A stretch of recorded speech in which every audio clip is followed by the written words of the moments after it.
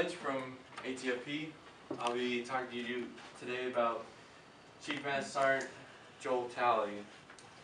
He's retired. He lives over in Florida, and but before I talk about what he's done for the Air Force and all that, I'm going to go through and talk about his childhood, his upbringing, and why he chose the Air Force.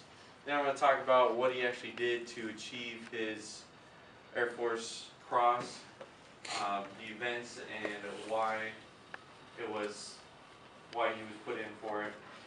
And also I'm going to talk about the significant impact that he had on today's Air Force and the people around him. But, however, before I talk about the impact of retired Chief Master Sergeant Joel Talley, let me tell you about life before he joined the Air Force.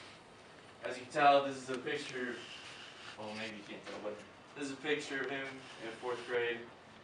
He was born in 1948 in Winchester, Indiana, and raised in farmland, Indiana. He has 2 siblings, an older brother and a younger sister. And by the way, I got all this information from retired Chief Master Sergeant Joel Talley. He also joined the Air Force in 1967. He joined due to the fact that there was a draft. He didn't want to be drafted. He wanted to choose his service. Even though today he appreciates the sister services, he just didn't want to be the Army or the Navy or the Marines while in Vietnam, even though he ended up on the ground doing the same thing. So, like I said, he does appreciate the sister services, so don't worry about that. He graduated pararescue men school, and he was assigned to the 37th ARS, which is the Aerospace Rescue and Recovery Squadron. His first assignment was in Vietnam. However, disregard. Now that we talked about the basic facts of his upbringing and the enlisting of now retired Chief Master Sergeant Talley, we're going to move on to the incident where he achieved the Air Force Cross. This is the citation of his Air Force Cross. I'm going to paraphrase. Pretty much he went in on the second day. Let me backtrack. This is Lieutenant Colonel Modica? I don't know how to say his name, but it's right here.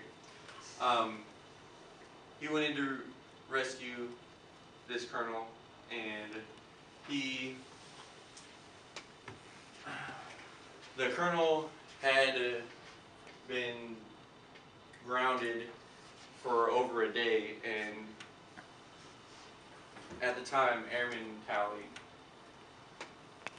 was assuming the second attempt to rescue the colonel. And so he went in there. It was a hostile fire. They knew that the enemy was around and they were going to set up an ambush. However, Airman Talley decided to volunteer and go out and rescue him, even though that his life could be ending in a few short minutes.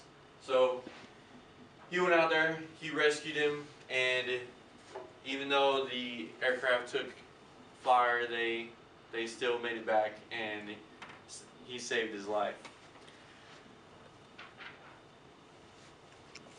The colonel actually retired, and he just passed away last year, I believe in July. And they had been close friends ever since '71 when the colonel actually met Airman Talley for the second time. However, before I go too deep into that, we're going to talk about the impact that Chief Talley had on the Air Force and the individuals around it. In 1971, like I said earlier, retired Chief Talley met the colonel and the colonel's wife. The colonel's wife, Jackie, came up to him, and this is a quote that he sent me. He said that she hugged him and said, "Thank you for saving my husband."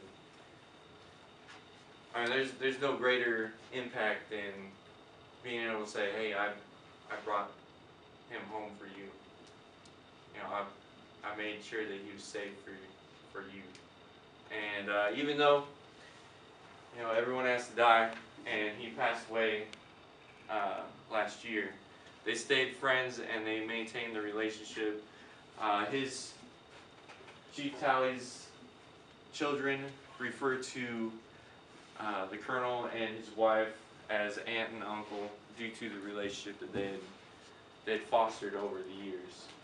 And even though that we talk about unprofessional and professional relationships, it was a very professional relationship. His kids and the colonel gained respect for the retired chief because of his actions. Even though during his Air Force career he kept the Air Force striving for perfection and improving everything that he touched, this was the most significant impact is people's lives. Even though you can make the Air Force better, you can make policy letters and stuff, it all comes down to the people. If I can impact people's lives, then it's going to make the greatest impact.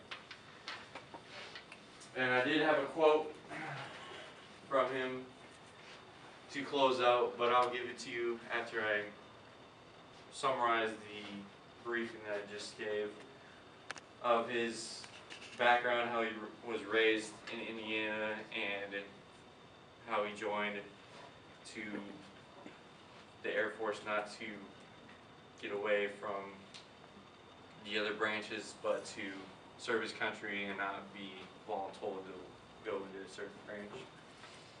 And also his actions in Vietnam that awarded him the Air Force Cross, and the impact that he made in people's lives and the Air Force as a whole. The quote from him is, "Luck is based on training and rehearsal. Rehearse, rehearse, rehearse. So when the day comes, training will kick in and you don't have to think about it."